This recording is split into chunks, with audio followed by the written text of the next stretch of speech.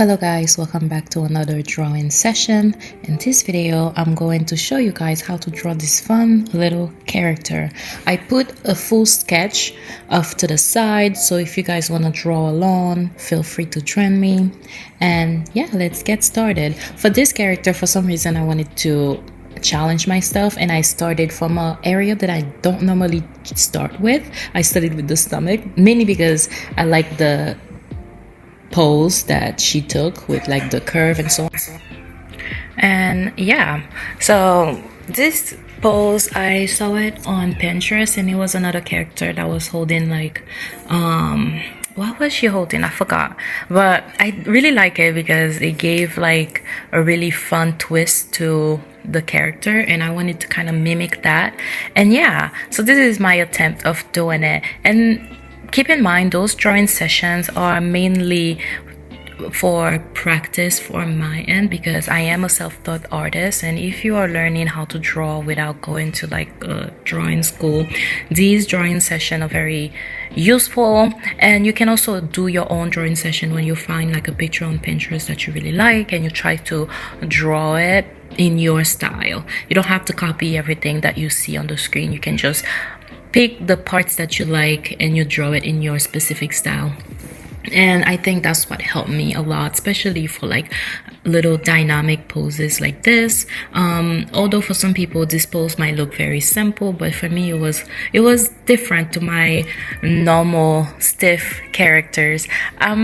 Also have a cat, so my cat is like meowing a lot, so I'm hoping that the noise is not picking up.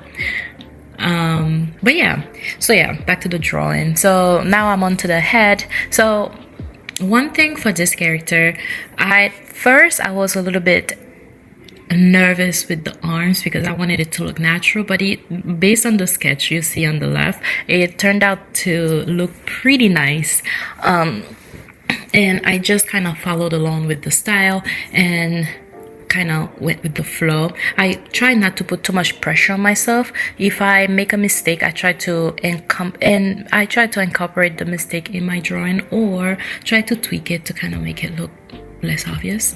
And that's also another tip for you guys. If you make a mistake, you can always start over or go back to fix it, or just implement that mistake into your drawing, because no one is perfect, especially if you're learning. You are learning like how to draw by yourself.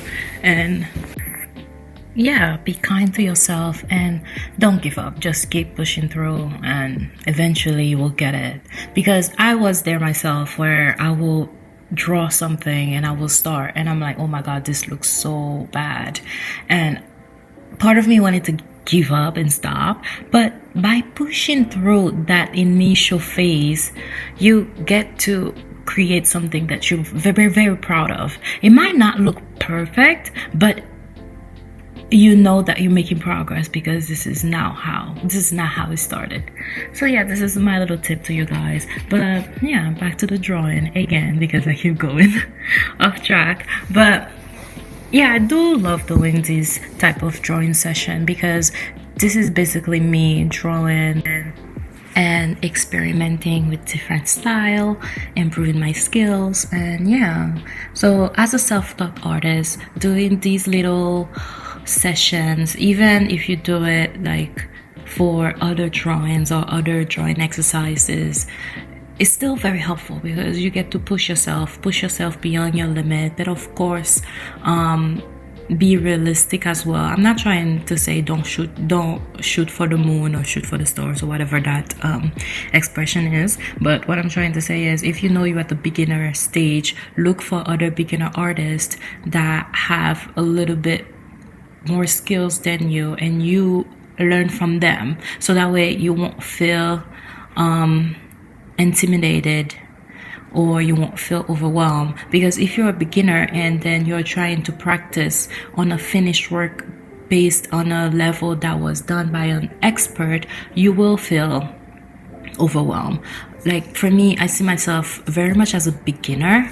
Although I do like my art style and I've come a long way, I still don't see myself as an expert yet because there's so much more things for me to learn. But yeah, so this is my coloring process. I wanted to kind of make her be connected to nature. And wow, why did I pick green? I think, yeah, I for some reason I just feel like her outfit was more like a lady that was grounded, chilling, and she had like a bottle of wine, and she was probably just in the vibe, dancing, but free, like a free woman doing whatever she wants. And yeah, so that was the inspiration for the color palette. And I also wanted it to be like bright and fun, because this is usually my color scheme. I love my colors to be bright, fun, and bold.